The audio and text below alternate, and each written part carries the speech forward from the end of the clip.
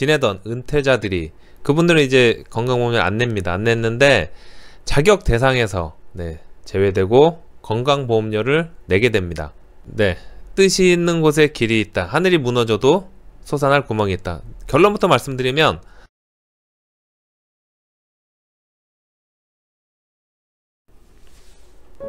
짠! 여러분 안녕하세요. 사업하는 형입니다. 오늘 2020년 4월 23일 목요일 아침 7시 반입니다.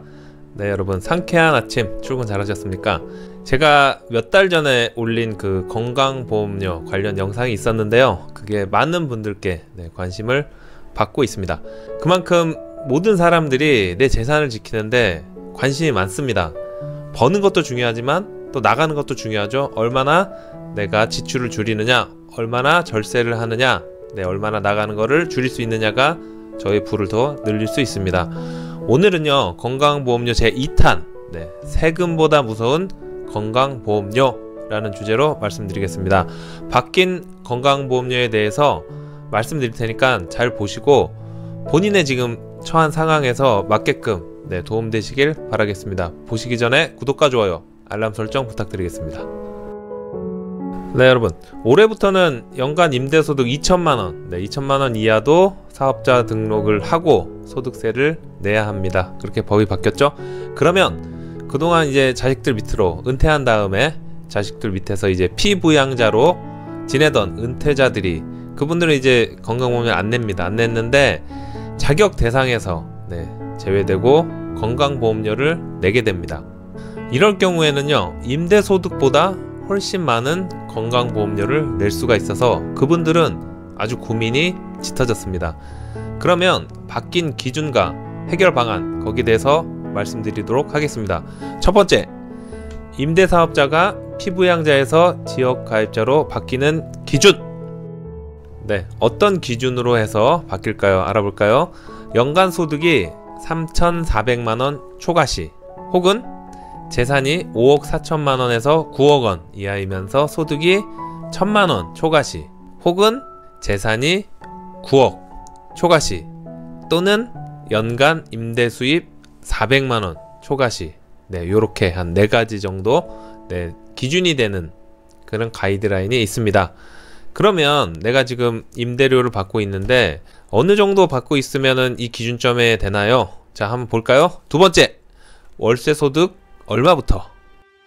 올해부터는 임대소득이 400만원 400만원이 넘을 경우 소득세가 부과됩니다. 연 400입니다. 월세로 따지면 얼마죠? 한 33만원 그 정도 됩니다. 그럼 내가 이제 월세를 한 33만원 이상을 받는다 그러면 소득세 부과가 되는 겁니다.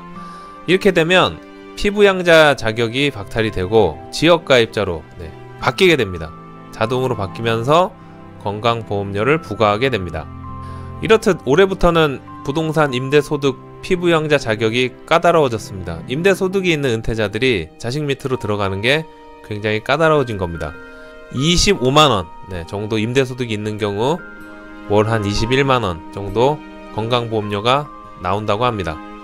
옛날에는 25만원 월세 나오면 다 내 거였는데 그것 때문에 이제는 건강보험료 내고 남는 게 없는 거죠. 자, 그럼 어떻게 해야 될까요? 마지막으로 세 번째, 해결 방안. 뜻이 있는 곳에 길이 있다. 하늘이 무너져도 솟아날 구멍이 있다. 결론부터 말씀드리면 임대사업자 등록을 하시는 게 좋습니다. 즉 비용을 줄이기 위해서 임대사업자를 등록하면 건보료를 감면받을 수 있습니다. 4년 임대하면 40%, 8년 임대하면 80% 정도 감면을 받습니다. 예를 들어 볼까요? 내가 임대 수익이 2천만원 정도 나오는데 임대사업자 등록을 안 하면 건보료를 한 27만원 정도 내게 됩니다. 하지만 임대사업자 등록을 하고 임대 수입이 2천만원 정도 나온다 그러면 소득도 적게 잡히고 감면 혜택까지 해서 매월 한 4만원 그 정도 내게 됩니다. 27만원이 4만원으로 줄어듭니다. 그래서 임대사업자 등록을 하시는 겁니다. 아시겠죠? 결론! 건보료가 부담되시거든 임대사업자 등록을 통해 혜택을 챙기세요. 이렇게 결론 냈습니다. 또 나중에 이제 부동산 정책이 어떻게 바뀔지는 모르겠습니다.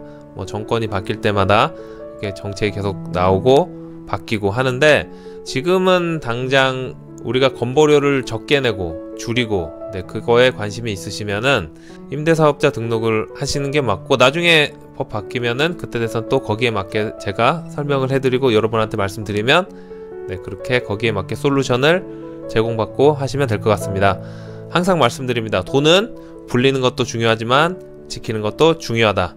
네, 여러분 오늘 목요일입니다. 오늘도 파이팅 하시고 부자 되는 그런 하루 되시길 바라겠습니다. 고맙습니다. 끝!